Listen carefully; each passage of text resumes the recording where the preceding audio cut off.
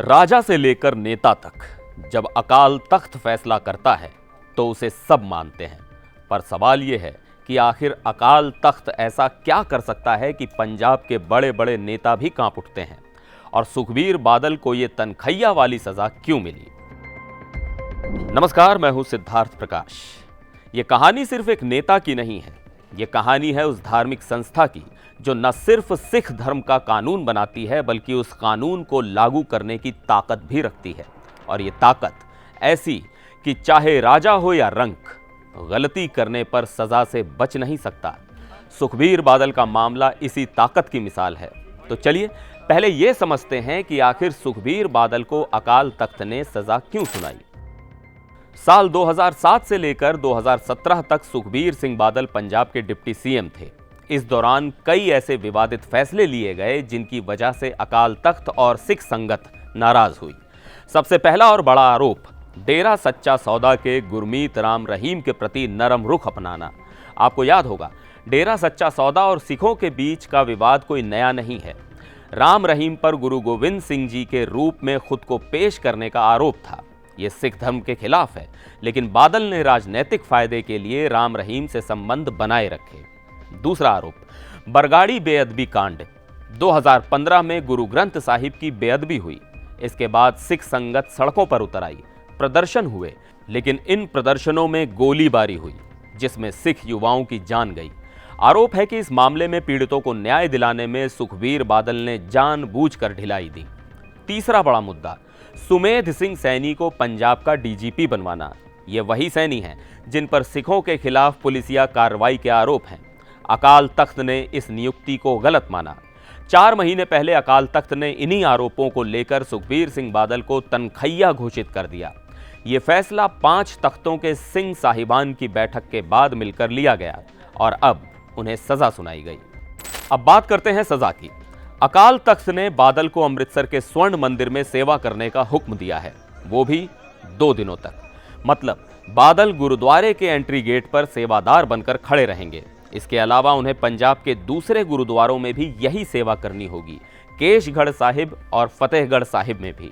और सबसे खास बात, इस प्रायश्चित के दौरान उनके गले में दोषी की तख्ती भी लटकी होगी। बता दें कि पहले बादल के लिए गोल्डन टेम्पल में टॉयलेट साफ करने की सजा मुकर्रर की गई थी, लेकिन हाल ही में उन्हें लगी चोट के चलते सजा को बदला गया।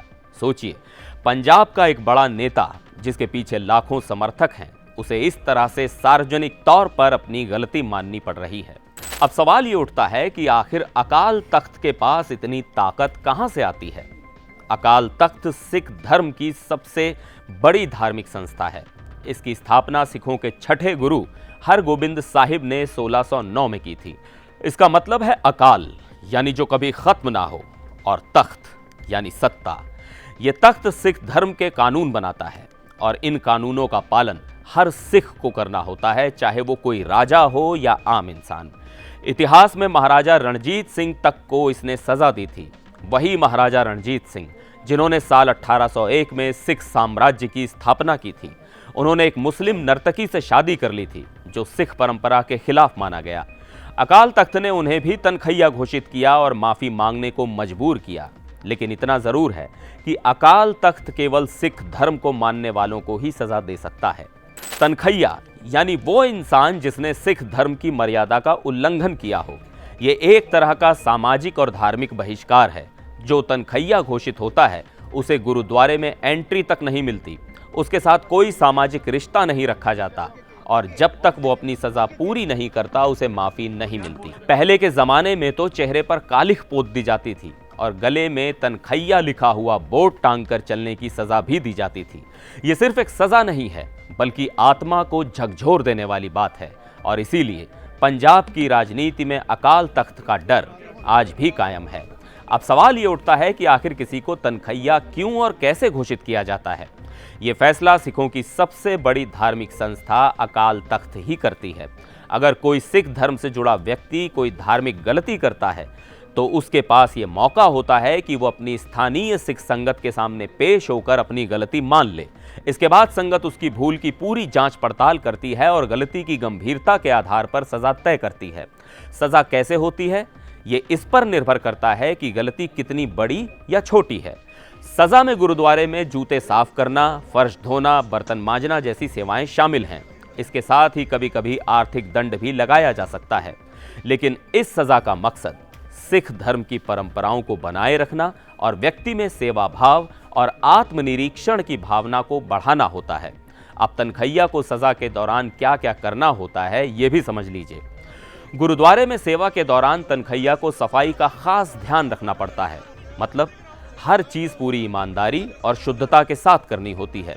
सजा के दौरान वो केवल तय की गई जगह पर ही रह सकता है। घर या कहीं और जाने की इजाजत नहीं होती। हाँ, परिवार उससे मिलने आ सकता है, लेकिन इसमें भी कई पाबंदियां होती हैं। जब सजा पूरी हो जाती है तो तनखैया का दर्जा खत्म हो जाता है, यानी व्यक्ति दोबारा अपने धार्मिक और सामाजिक जीवन में लौट सकता है। ये पूरी प्रक्रिया गलती सुधारने और धार्मिक मर्यादा बनाए रखने के लिए होती है। देखिए, सुखबीर सिंह बादल पहले नेता नहीं हैं जिन्हें अकाल तख्त ने तनखैया करार दिया है। इससे पहले भी कई बड़े नेताओं को यह सजा मिल चुकी है।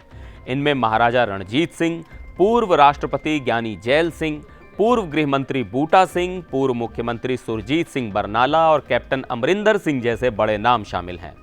अब भले ही इस सजा में कोई शारीरिक तकलीफ ना हो या जेल जैसी सजा ना दी जाए, लेकिन इसका असर कहीं ज्यादा गहरा होता है। धार्मिक और सामाजिक बहिष्कार का सीधा असर उस नेता की छवि और उनके कोर वोटर्स पर पड़ता है। खासकर पंजाब की राजनीति में इस सजा को काफी खौफनाक माना जाता है। अकाल तख्त का ये फैसला सिर्फ एक नेता के लिए सजा नहीं है, ये संदेश है कि चाहे आप कितने भी बड़े क्यों ना हो, गलतियां करने पर सजा जरूर मिलेगी। तो ये थी कहानी अकाल तख्त की ताकत और सुखबीर बादल की सजा की। आपका क्या कहना है इस फैसले पर, कमेंट करके जरूर बताएं। आज के लिए इस वीडियो में बस इतना ही। फिलहाल मुझे दीजिए इजाजत। नमस्कार।